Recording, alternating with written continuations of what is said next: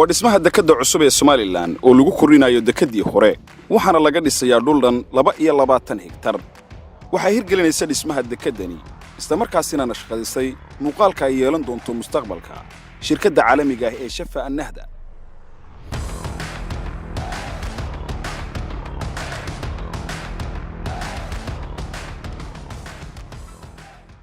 markabkani waxaa lagu magacaabaa Harbour Dredger waxaana uu qodayaa dekadda gunteeda hoose isagoo saacadiiba soo tuuraya ilaa 3,000 oo cubic mitir oo isugu jira ciid iyo biyo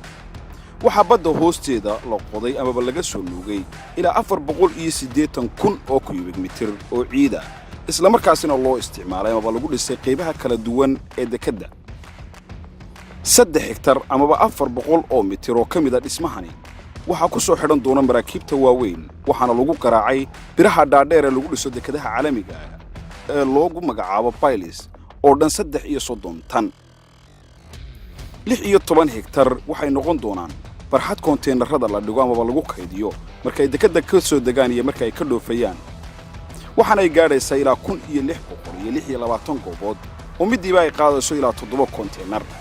waxaa ka mid ah 42 goobood oo loo dhigi doono konteenarada qaboojiyaasha ama loo yaqaano river containers waxa sidoo kale barbar socda dhismayaal kala duwan oo la xiriira dhinaca xafiisyada maamulka iyo sidoo kale goobaha lagu dayactiri doono qalabka kala duwan ee dekadda Berbera iyadoo sidoo kale ay taasi barbar socdaan warshado waaweyn oo ay ka mid tahay warshad layd oo loo hirgelin doono gudaha dekadda Berbera dhismahani waxa uu ka mid yahay dhismayaasha caalamiga ah ee ka hirgalay Somaliland sanadadii u dambeeyay